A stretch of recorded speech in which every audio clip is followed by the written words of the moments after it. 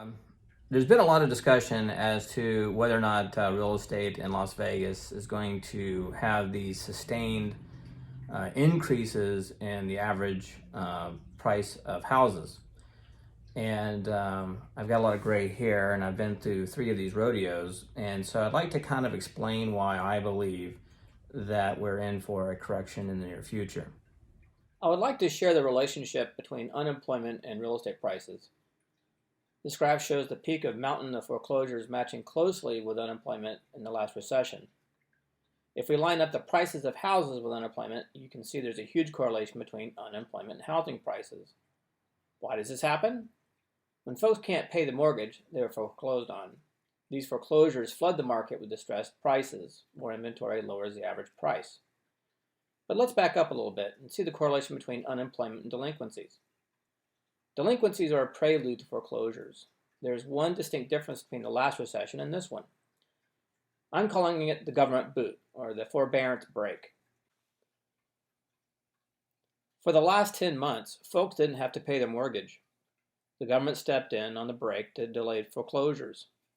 Supposedly, the government will take their boot off the break January 31st. Not too far away. This loosely translates to about 200,000 mortgage holders in Las Vegas going into default. So the worst is over, right? The vaccine is out, the unstable president is leaving the Oval Office, spring is here. It's going to be wonderful. Wrong. In Las Vegas, the worst is not over. So I'm standing in between 2 casinos that are indefinitely shut down. We don't know when they're going to open back up. And they're pretty big. The one behind me here is the Fiesta. And it's probably got about 15 restaurants, a dozen bars, and Lord knows how many people that don't work there anymore.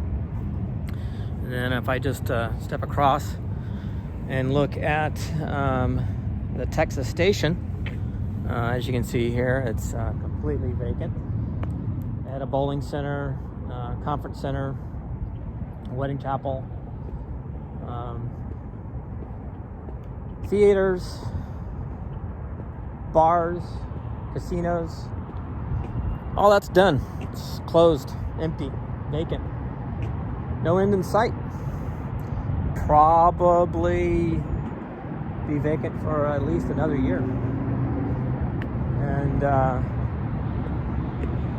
I think this sign here, y'all come back now, is understated. Here we are at the Rio, valet parking. Not a car to be seen.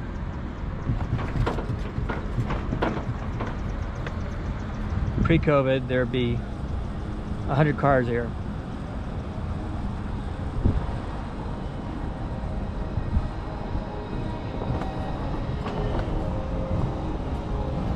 Spooky listening to the music.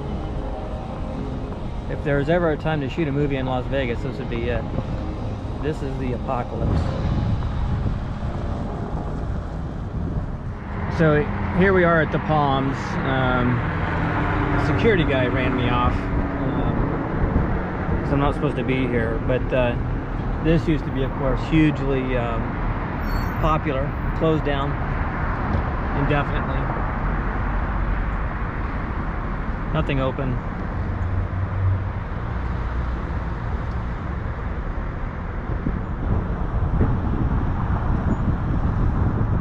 Security guy's coming after me now. So I gotta go. So here we are at the Tropicana. And typically there's 50, 100 cars here. They are open, of course.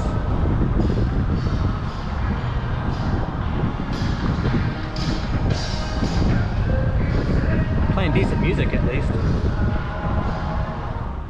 Okay, here we are coming up on the MGM main entrance. And as you can see here, hardly anyone here. If you ever pulled up at the MGM, you'd probably remember that there'd be hundreds, if not 1,000 cars here trying to get valet parking. Got a couple of taxi cabs.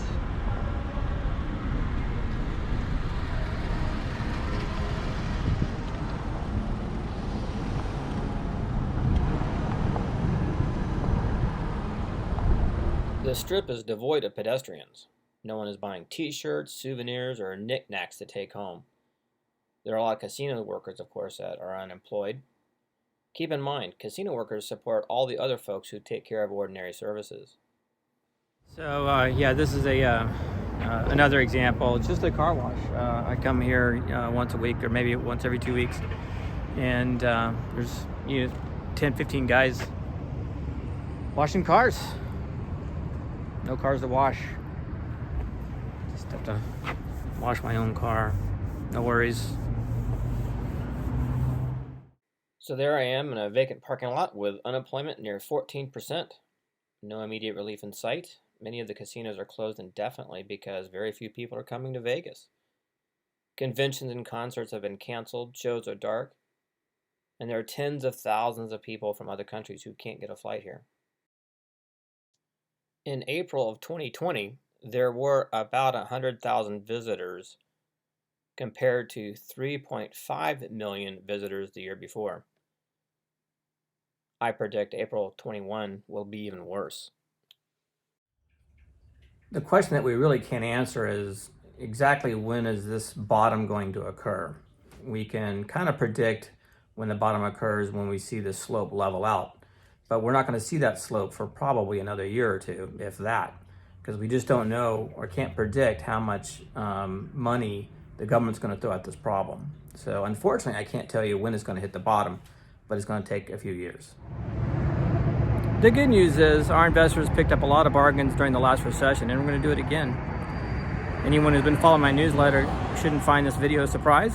If you'd like to subscribe, click on the link below. Thanks for watching.